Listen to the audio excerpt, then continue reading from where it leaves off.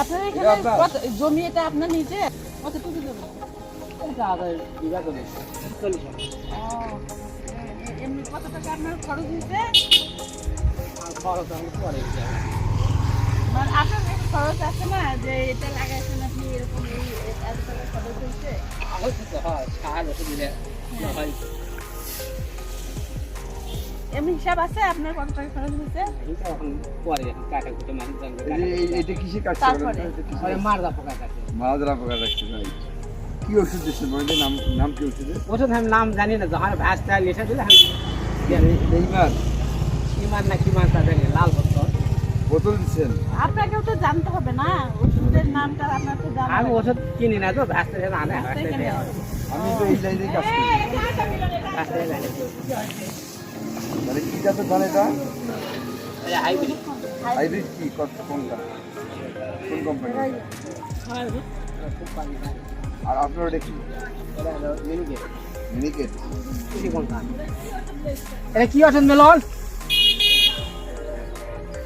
মাজরা কি ওষুধ ভাই? ওকে গাছ বের করে।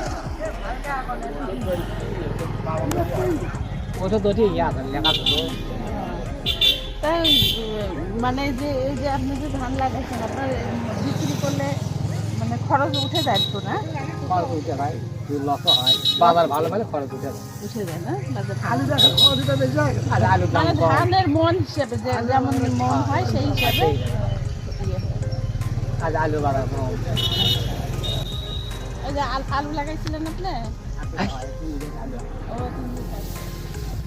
আলু থেকে লাভ হয়েছে? আলু বা লাভ দেয়, এবার লসই আলু। যে পরিমাণ আলু এখন কৃষকের বাসায় আছে, হ্যাঁ, খবর আছে আলু। আরো আলু করবেন? আলু খালি না, আমার খ্যাতি হলো আলু।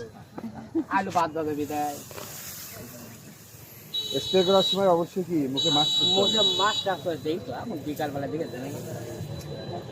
যখনই আপনি স্প্রে করবেন তখনই মাছ পাওয়া লাগবে, মাছ বিকেল আর সকাল নাই। গ্যাপ মাছ থাকে।